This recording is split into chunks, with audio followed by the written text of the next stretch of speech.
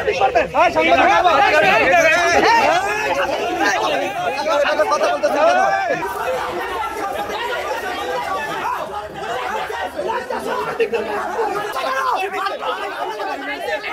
মারতে আসলো কেন? উনি মারতে আসলো কেন বলেন?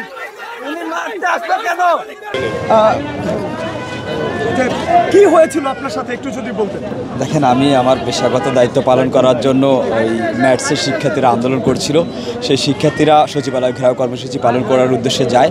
আমি আমার পেশাগত দায়িত্ব পালন করার জন্য সেখানে যাই এবং পুলিশ পিছন থেকে, আমি মানলাম সে পিছন থেকে আমাকে চিনেনি, কিন্তু আমাকে প্রথমে ধাক্কা দিয়ে ফালাই দেয়। সামনে আসে আমার যে সহকর্মী ছিলেন কালের কণ্ঠের আশরাফুল ভাই, আসিফ ভাই বারবার বলছেন যে উনি গণমাধ্যম কর্মী, উনি গণমাধ্যম। এই কথা বলার পরেই আমার পিঠে তার বুট দিয়ে, জুতা দিয়ে 2 থেকে 3 বার লাথি মারছে। লাথি মারার পরেই, তাৎক্ষণিক পরেই লাঠি দিয়ে 2 জন আঘাত করছে। একজন আমার হাঁটুতে, একজন আমার এই কোমরের নিচে।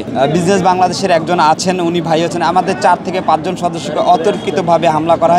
এই হামলার আমি তীব্র নিন্দা এবং প্রতিবাদ জানাচ্ছি এবং যে সদস্যরা তাদেরকে ফুটেজ দেখে তাদেরকে চিহ্নিতদের তাদের শাস্তির আওতায় আনার জোর দাবি জানাচ্ছি। আমরা হচ্ছে যে প্রথমে ম্যাটসের শিক্ষার্থীরা যখন সচিবালয়ের অভিমুখে যায় তখন পুলিশ তাদের উপরে সাউন্ড গ্রেনেড এবং হচ্ছে যে লাঠিচার্জ করে। এক পর্যায়ে আমরা যখন এখানে লাইভ করছিলাম ঠিক তখনই পেছন থেকে কয়েকজন পুলিশ সদস্য তারা অতর্কিতভাবে আমাদের উপরে লাঠিচার্জ করে এবং আমাকে বিশেষ করে হাঁটুতে লাঠি দিয়ে আঘাত করে এবং পরবর্তীতে তাদের হাতের যেই ঢাল ছিল ওই ঢাল দিয়ে আমার পেছনে হচ্ছে যে গুঁতো মারে এবং আমার সঙ্গে আরও কয়েকজন সহকর্মী ছিল, তাদের উপরেও অতর্কিত হামলা চালায়। সচিবালয়ের সামনে যায় পুলিশ যখন শিক্ষার্থীদের উপরে সাউন্ড গ্রেনেড এবং লাঠিচার্জ করে, তখন শিক্ষার্থীরা যখন দৌড়ে পালিয়ে যাওয়ার চেষ্টা করে তখন একটা পুলিশ প্রথমে এসে আমাকে ধাক্কা দিয়ে সরিয়ে দেওয়ার চেষ্টা করে, আমি কেন ভিডিও করতেছি এটা বলে। তারপরে আমি যখন না সরি তখন পুলিশটা আমার বুকে ঘুষি মেরে দেয়। 5 আগস্টের আগেও আমরা দেখেছি, আসলে আমরা নিজেরাও ভিকটিম হতাম নিউজ করতে গিয়ে। এবার 5 আগস্টের পর আমরা বিভিন্ন সময় দেখেছি, এবারও কিন্তু পুলিশের যে আগ্রাসী আচরণ এটি কিন্তু আগের মতোই বহাল রয়েছে। পুলিশের পোশাক পরিবর্তন হচ্ছে, তাদের নীতি নৈতিক আচরণ পরিবর্তন করার চেষ্টা করা হচ্ছে, কিন্তু আসলে মাঠের যারা এখনও কনস্টেবল রয়েছে এবং যারা কর্মকর্তা রয়েছে এই বিষয়গুলো এখনও সাংবাদিকদের সঙ্গে তারা আসলে ডিল করতে পারছে না। আমরা নিউজ করতে যাচ্ছি কিন্তু সেখানে তারা আমাদের সাথে কমিউনিকেশনের তারা গ্যাপ রয়েছে। আমরা আজকেও দেখেছি যে ম্যাটসের শিক্ষার্থীরা আন্দোলন করছে, আমরা নিউজ কভার করছি। এই সময় সাংবাদিকরা নিউজ করবে, এটা স্বাভাবিক, কিন্তু তখন কি হলো যে কয়েকজন গণমাধ্যম কর্মীর সামনে গিয়ে তাদের সেই চিত্র তারা ধারণ করার চেষ্টা করেছে। পুলিশ শাহবাগ থানার কয়েকজন কনস্টেবল তারা ম্যাটসের শিক্ষার্থীর পাশাপাশি সাংবাদিকদের তারা পিটিয়েছে এবং এই যে তারা ঘটনা ঘটালো এটার জন্য আমি তীব্র নিন্দা জানাচ্ছি এবং তাদের এই তাৎক্ষণিক এই শাহবাগ থানা যে কয়েকজন পুলিশ কনস্টেবল তারা এই ঘটনার সঙ্গে জড়িত, তাদের অবশ্যই আইনে আওতা আনতে হবে এবং তাৎক্ষণিক তাদেরকে এখান থেকে বরখাস্ত করতে হবে এবং তাদেরকে আইনে আনতে হবে। যে হামলাটা হয়েছে পুলিশের পক্ষ থেকে, আমরা যেমনটা জানি যে পুলিশ লাঠিচার্জ করছে। তো আমরা দেখেছি যে জুলাই 5 আগস্টের আগেও কিন্তু আমাদের অনেক সাংবাদিক আহত হয়েছে। 5 আগস্টের পর আসলে বাংলাদেশের সবকিছু পরিবর্তন হয়েছে, কিন্তু আসলে পুলিশের যে আচরণ সেটি কিন্তু আমরা কোনো পরিবর্তন দেখছি না। আজকে আমাদের প্রায় 5 থেকে 7 জন মাল্টিমিডিয়া রিপোর্টার আহত হয়েছে পুলিশের লাঠিচার্জে। কিছুক্ষণ আগে এখানে কিন্তু রমনার যে ডিসি উনি এসেছিলেন, তাকে ধন্যবাদ জানাই। একই সাথে যারা এই ধরনের আচরণ করেছে আসলে সাংবাদিকদের সাথে পেশাগত দায়িত্ব পালন করাকালীন সময়ে তাদের উপরে লাঠিচার্জ করেছে, তাদের দৃষ্টান্তমূলক শাস্তি দাবি করছি আমরা। এবং আমাদেরকে আগামীতে যেন এই ধরনের আসলে অবস্থায় আমাদেরকে না পড়তে হয় সেই জন্য আসলে আমরা তথ্য উপদেষ্টা থেকে শুরু করে সবার দৃষ্টি আকর্ষণ করছি যে আমরা যেন সুষ্ঠুভাবে আসলে আমাদের যে পেশাগত দায়িত্ব সেটা যেন আমরা পালন করতে পারি। শিক্ষা ভবনের সামনে আমরা যারা সাংবাদিকরা ছিলাম সহকর্মীরা প্রত্যেকের গলায় কিন্তু আইডি কার্ড ঝুলানো ছিল, আর যারা ম্যাথসের শিক্ষার্থী ছিল তাদের প্রত্যেকেরই পরনে কিন্তু আমরা ইউনিফর্ম দেখতে পেয়েছি।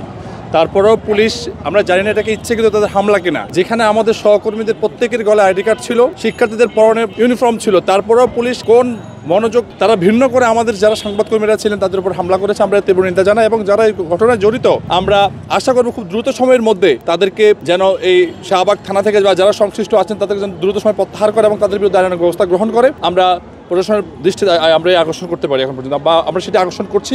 যারা ঊর্ধ্বতন কর্মকর্তা আছেন, বিশেষ করে স্বরাষ্ট্র মন্ত্রণালয়, তথ্য উপদেষ্টা সহ আমরা যারা আছেন, আমরা তাদের কাছে রিপোর্ট আবেদন করব যে 5 আগস্টের আগের যে বাংলাদেশ, 5 আগস্টের পর যদি আমরা একই বাংলাদেশ দেখি তাহলে আমাদের কোনো পরিবর্তন আসছে না। আমরা চাই দ্রুত সময়ের মধ্যে যে সকল সহকর্মীরা আমাদের আহত হয়েছেন আমরা তাদের সুস্থতা কামনা করছি, সেই সাথে যারা জড়িত তাদের দ্রুত শাস্তিমূলক ব্যবস্থা গ্রহণ করার দাবি জানাচ্ছি। ম্যাট শিক্ষার্থীরা যখন সচিবালয়ের অভিমুখে যায় তখন শিক্ষা ভবনের সামনে পুলিশ ব্যারিকেড দেয়। সেই পুলিশের ওখানে আমি এবং আমার সহকর্মীরা ফুটেজ দিচ্ছে আর কি, সংবাদ সংগ্রহ করছে। সেই সময় আমি ছিলাম হচ্ছে একদম তারকাটার উপরে দাঁড়িয়ে আছি। যখন প্রথম সাউন্ড গ্রেনেডটা পড়ে তখন আমার সাথে সাথে ওখান থেকে একটা পুলিশ কর্মী আমার ধাক্কা দিয়ে ফেলাই দেয়। আমার হাতে কিন্তু বুম আছে, মানলাম ওটা ভুল করে হয়েছে, আমি মানলাম। তারপরে যখন শিক্ষার্থীদের উপরে লাঠিচার্জ করে আমি তখন ফুটেজ সংগ্রহ করছি, আমার হাতে বুম আছে, আমার হাতে ক্যামেরা আছে, আমার গলায় আইডি কার্ড আছে। থাকার পরে পুলিশ দেখছে যে আমার হাতে বুম আছে, আমার গলায় আইডি কার্ড আছে, তারপরে আমার পায়ে মারে, তারপরে আমার গলায় মারে, আমার পিঠে মারে। এটা কেন ভাই, কেন মারে? এর জবাব কে দিবে? আসলে পুলিশ যদি আঘাত করে সেটা প্রথম থেকে আমার কাছে মনে হয়েছে হয়তো বা ওখানে তো অনেক মাস আকারে অনেক লোকজন ছিল, হয়তো বা নাও বুঝতে পারে যে এটা হয়তো বা ওই যে সাংবাদিক কোনটা হচ্ছে আন্দোলনকারী হয়তো বোঝে নাই, এটা হইতে পারে প্রথম দিকে। তো এরপরে যখন যেটা হয়েছে সেটা আমি নিজে দেখছি, আমি তখন ওই সময় ছিলাম না। পরে দেখলাম ওরা যে আমাদের কনস্টেবল দু একজন খারাপ আচরণ করেছে, এটা আমি নিজে দেখেছি। তো এই বিষয়টা নিয়ে আমি ব্যবস্থা নিব, ঠিক আছে? তখন এটা ঠিক হয় নাই, আর আগের যেটা হয়েছে হয়তো এটা বুঝতে পারে নাই। আর যখন আমরা পরিচয় দিলাম যে আমরা সাংবাদিক পরিচয় দেওয়ার পরও একজন সাংবাদিককে পেছন থেকে পা ধরে উল্টে ফেলে দেওয়া, এই বিষয়টা আসলে আপনি কিভাবে দেখছেন? এটা কি পুলিশের ভাবমূর্তি নষ্ট করার জন্য কেউ করছে? এটা এরকম কোনো কিছু আমি যদিও জানি না, তুমি যেহেতু বলতেছো এটা হতে পারে, যদি হয়ে থাকে তাহলে নিশ্চয়ই এটা দুঃখজনক ঘটনা। এটা আমরা কখনোই চাই না। আমাদের সাথে সাংবাদিক হচ্ছে আমরা একেবারে একসাথে রাস্তায় চলি বা একসাথে আমরা মানে কাঁধে কাঁধ মিলিয়ে আমরা কাজ করি। তাদের সাথে আমাদের যে সম্পর্ক, আমার সাথে সম্পর্ক বা সবার সাথে, এটা তো অন্যরকম সম্পর্ক। এটা যদি হয়ে থাকে এটা আসলে চরম দুঃখজনক। এটা নিয়ে আমরা দেখতেছি, আমরা ব্যবস্থা নেব। যেটা অলরেডি হয়ে গেছে, আমি কিন্তু কমিশনার স্যারের সাথে কথা বলেছি। তো কমিশনার স্যার যেটা বলেছে যে ওই যে যারা এর সাথে যদি জড়িত আছে, যে 3 জনকে আমরা পাইছি, এই 3 জনকে অলরেডি আমি ক্লোজ করছি। আমি ওসিকে বলছি যে ওই 3 জনের নামটা নিয়ে ওটা করেন, আমি ক্লোজ করতেছি। ওই 3 জন ক্লোজ, ঠিক আছে? এটা পরবর্তী আবার জানানো হবে। ঠিক আছে ভাইয়া, এটা নিয়ে করা দরকার নেই। ঠিক আছে।